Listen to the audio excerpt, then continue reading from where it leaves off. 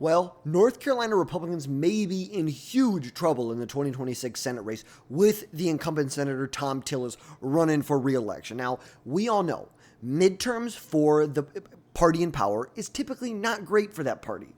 Whoever's in the executive office, they don't usually have good midterms. And for the U.S. House in 2026, it's fair to say Republicans could, and I'm going to emphasize on could, lose the House. There's roughly I'd say about 35 to 60 competitive races that you could say that are going to be competitive in 2026 that will decide the fate of the United States House of Representatives. But for the Senate, that is a completely different story. Republicans are poised to maintain control of the Senate and possibly expand their majority in the Senate. The Democrats are left to defend 4 very, very vulnerable seats, and I mean very vulnerable seats. You're looking at places like Michigan, Georgia, New Hampshire, Minnesota, obviously the most vulnerable, Michigan and Georgia. Well, Republicans only have to defend 1, maybe two vulnerable seats in North Carolina and Maine. Obviously, North Carolina is the vulnerable seat. Maine, I think, is a different story. Susan Collins has a good electoral history in the state. Not super worried about it. But North Carolina, this could be a very vulnerable place for the Republican Party on the Senate map. Now, overall, like we said, there's about 5 or 6 competitive races. And you could say New Hampshire is less competitive just because now we know Chris Sununu, former governor, very popular governor, will not be running in the Senate race to replace retiring Senator Jaheen Shaheen. So ultimately, I'm saying this is a Democrat 5 to 10 point victory in this state. Minnesota, though, kind of a little bit of a different story. They are nominating their very crazy, woke, radical Lieutenant Governor Peggy Flanagan there.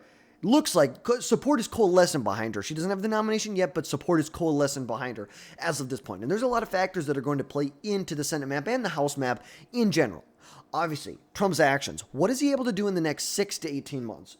Obviously, this House and Senate are working on a reconciliation bill to pass Trump tax cuts, to pass Trump's domestic spending agenda, to lower corporate tax rates.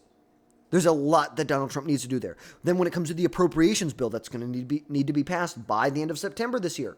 The government is only funded until the end of September right now. So we know Republicans need to come up, they need to appropriate a bill that is going to get through the Senate and the House with very, very slim majorities in each of those. And also, what is Donald Trump able to get done? What is Trump able to do with the tariffs? Now, ultimately, I agree with what Donald Trump is doing with the tariffs. Do I think the rollout and the way he did things hurt him? Did he spend political capital that he did not need to spend? Absolutely. But ultimately, if he's able to get a victory at the end of the day, that is what the American people are going to judge him by. Is he able to renegotiate these trade deals with other countries? Is he able to remove non-tariff barriers that other countries have on our products? Is he able to open up other markets for American products to be exported to? There's a lot to do there. And then the overall direction of the country. Of course, you look at immigration. Trump, huge support with immigration. Huge support. Look at some recent polling here. And it may not be in here. Yeah, it's not in this poll. But ultimately, polling shows that when it comes to immigration, Donald Trump is very, very popular. You can even say taxes, energy, and foreign policy. Very, very popular what he is doing there. Now, ultimately, the direction of the country is going to have a lot to do. We saw Democrats drop into the lowest approval rating they've seen in 3 to 4 decades. Meanwhile, Republicans are seeing some of the highest approval ratings. There was recent polls from NBC and CNN that showed that Republicans, when it came to the direction of the country, most Americans rated that the country was on the right direction by, and I shouldn't say the majority, but the highest we have seen in 3 decades. 3 decades! The highest group of individuals, about 44, 45, 46% of people believe that the country's on the right direction. These are the highest numbers we have seen in decades. And that's going to have a lot to do with how the elections in 2026 turn out. Now, why Thom Tillis? Why North Carolina? Why do I say North Carolina Republicans might be in huge trouble in 2026?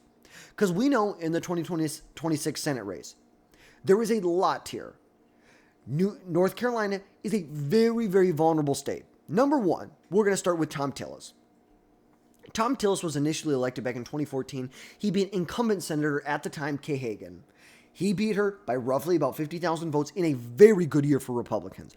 Very good year. And just for reference, I shall remind you, everyone here, that President Barack Obama won North Carolina. He won North Carolina in 2008. Remember, this was a state that voted for George Bush by 12 points in 2004 and 12 points in 2000. And then it turned around in 2008 and voted for Barack Obama. It voted for him by about, let's see, what did it vote for him? By about 20,000 votes, he beat John McCain. 20,000 votes. Look at these districts he flipped. Look at all of these districts right here. You go to 2004. Look at this. Wow. Huge flips. Huge flips for Barack Obama. But remember, folks, this is a Republican state.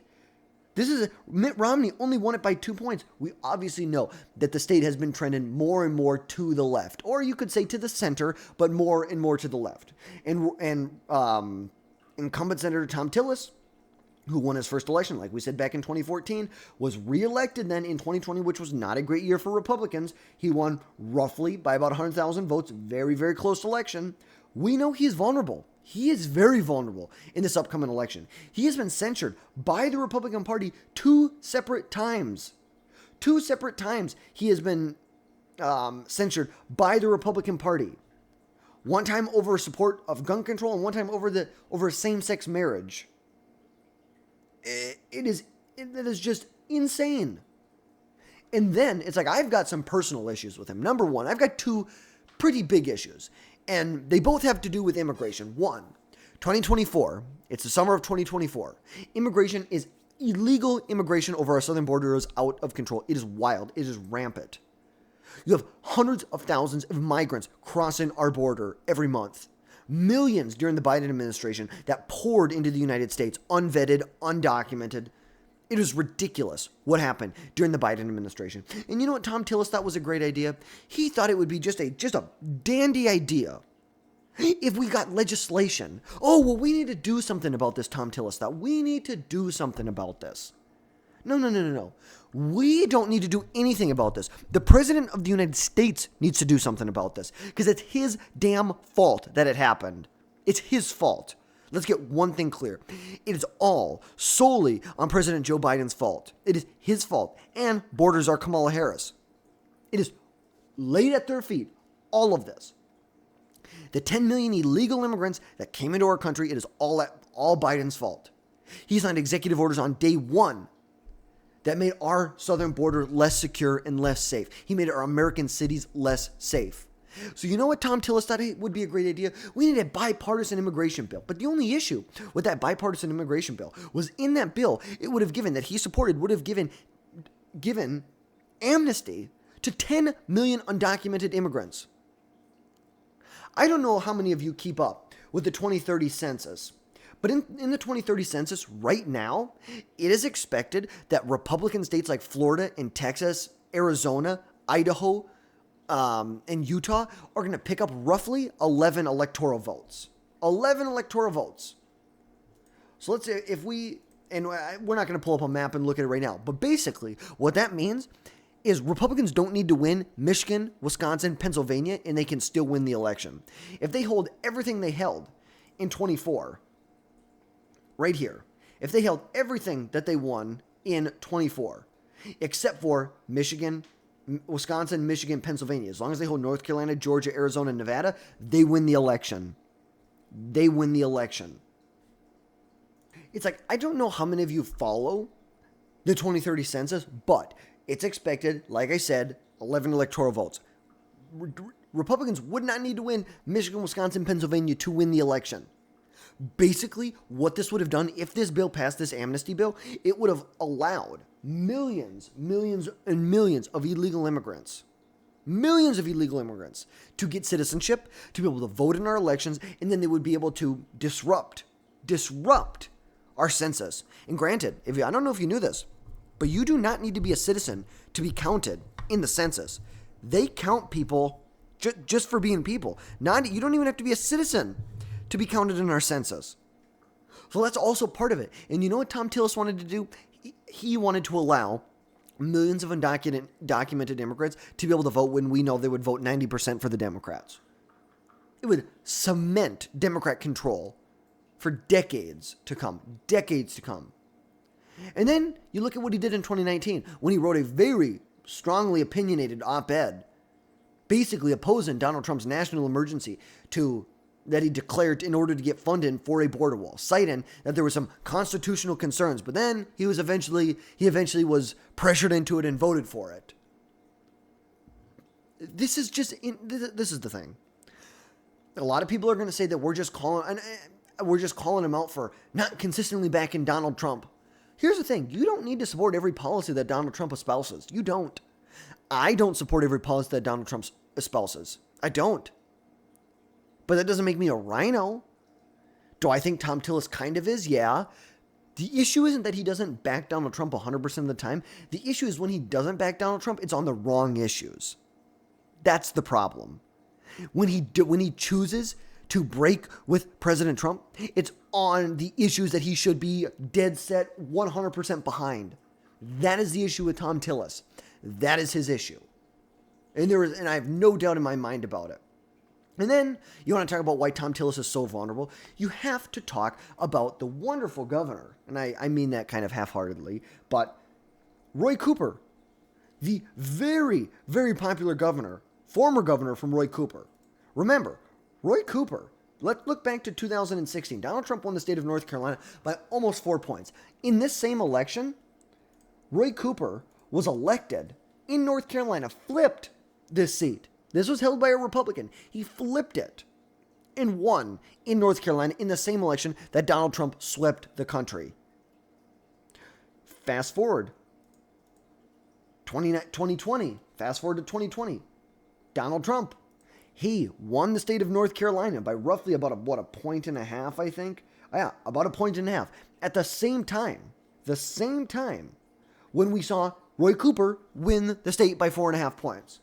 And then fast forward to 2024, now Roy Cooper's handpicked successor in Josh Stein won by almost 15 points. Now, granted, a lot of that had to do with Mark Robinson being on the ballot, but ran.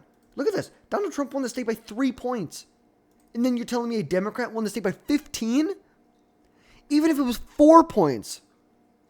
That is why this seat is vulnerable. It is because Roy Cooper is a very popular governor in the state. Very popular governor. Looking even at hypothetical polling, look at this. Between Thom Tillis and Roy Cooper, look at this. Roy Cooper, in the hole, 2 points. In the hole, 3 points. In the hole, 4 points. In the hole, 1 point. This is ridiculous. And look at this right here. This is a wonderful poll that just came out from Carolina Forward. From the research staff here. Look at this. Roy Cooper, he has a 44% approval rating in the state. At the same time that Thom Tillis has a 30% approval rating in the state. Let's just keep looking at this. Top line, North Carolina U.S. Senate matchup. Roy Cooper is leading Thom Tillis by 2 points, 46 to 44. And this is what is really concerning. Look at this. Democrats here are backing the Democrat candidate, Roy Cooper, 94 to 5. Meanwhile, Republicans are only backing him 85 to 5. A 10-point difference. You need your base to turn out. You need your base to turn out if you want to win an election. There is no doubt about that. Even look at this. Look with independents. Roy Cooper is leading with independents. Almost. Look at this. It's almost 60%. 6 in 10 independent voters are voting for Roy Cooper. Now, granted, he has a slight advantage with the men. But look at this with women. Roy Cooper, once again, pretty decent advantage when it comes to women. You look at urban, suburban vote. Look at this. Suburban voters. Suburban voters are even breaking for the Democrat here. This is a big issue. This is a very big issue. A very big issue for Republicans in the state. How is it that Roy Cooper, it's like, maybe it's the Republicans' own fault. Now, granted, I'm going to take this with a grain of salt. Thom Tillis has run very close elections in the past. Look at this. Let's go back to 2020. This was always I liked. Look at this. Look at the polling leading up from February of 2020, starting from November 19 to of 2019 to February of 2020. Oh, and I guess, hold up. I'm being a dummy. You're right, I'm being a dumbass right here. I want actual polling. I want polling. Look at this. 538 thought it was a lean Democrat. The Economist, lean Democrat. Decision Desk Headquarters, lean Democrat. Insider Elections, tilt Democrat. The Crystal Ball, lean Democrat. It's like, if you look at this. Here is the polling aggregators. Polling aggregators had Cal Cunningham up anywhere from 3 points, 2 points to 3 points. Look at this. Poll after poll after poll. Look at this. Look at all this polling here. Horrible for Thom Tillis. Horrible for Thom Tillis. You have 1, 2, 3, 4, 5, 6, 7, 8, 9. The entire election, there was 9 polls that were taken that showed Tillis was winning. Out of the, 50 that are here? If not more. But somehow, at the end of the day, Thom Tillis still pulled it out and won by 100,000 votes. I think when you get closer to, I think it's nice to look at an election 18 months away and say, you know what, Thom Tillis, screw that guy. I don't like him. I want Laura Trump. I want someone else. And hey, I don't blame you. But ultimately, when you're in a swing state like this, you kind of have to get a candidate. I don't want to say you have to take what you get, but you have to be smart about it. If you're going to make a change at the top of the ticket, because there is a lot of sway that goes with being the incumbent in this, in the race. But ultimately, Cal Cunningham was from the North Carolina Senate. He had not won a statewide election before. Roy Cooper has won statewide elections in the same elections that Donald Trump was on the ballot. And in a good year for Democrats, this could be bad. This could be really bad for for Republicans. So I think we're still a long ways out. I think you need to take everything with a grain of salt at this point. But I think you should be very wary. I think you should be very focused on this race and doing everything that we possibly can to make sure this does not flip. We cannot throw together a campaign in the last 6 months. Look at what happened in Wisconsin with Susan Crawford and Brad Schimmel. Elon Musk decided to throw $30 million at it at the last minute. Just throwing money in an election does not change anything. You need to lay the groundwork 18 months in advance. For the average person, they don't care about this. But for the strategist, for the people who are meticulously planning this out, this matters. They know there's a lot at stake here. You have control over the Senate. But let's look at a great thing about this. Even if Democrats win and hold in Minnesota, they hold in Michigan, they hold in Georgia, they flip North Carolina, they flip Maine, they still are the losers. They still are in the minority by 2 votes. So ultimately, I don't want to say we're crying over spilt milk here, but we kind of are. But ultimately, we want to make our majority as big as possible because then we have to look to 28, 2030, 2032. There's a lot we have to look forward to in the future. So every race counts, even though we can still hold the majority when the worst case scenario comes. We don't want the worst case scenario. We must pick up Georgia. We must maintain North Carolina. We must maintain Maine. Granted, Chris Sununu's out of this race, so I think it's going to be a lot harder, but it would be great if we could flip New Hampshire. We need to flip Michigan. This is a once-in-a-lifetime opportunity. You do not have an incumbent in this race. You do not. It has been years since you had a senator that was a Republican from Michigan. To be honest with you, let's look and see when the last time we had a senator from Michigan. I know it wasn't any time recently. It's like, look at this, 2008. You're looking at a 30-point advantage there for the Democrats. It's like you have to go back to the 80s, the 90s? Look at this, 1994. Spencer Abraham beat Bob Carr. The last time you had a Republican win a Senate race in Michigan. And for the Democrats in North Carolina, the last time the Democrats won a seat was 2008 with Kay Hagan. They have not won a Senate seat since then. But ultimately, they've also elected many Democrats statewide. They've elected governors. They've elected attorney generals. They supposedly, now it's still up in the air by about 600 votes, elected a Democrat Supreme Court justice in North Carolina. But ultimately, take it all with a grain of salt. But that is going to wrap things up for today, folks. Let me know your thoughts down in the comments down below, and we will catch you next time.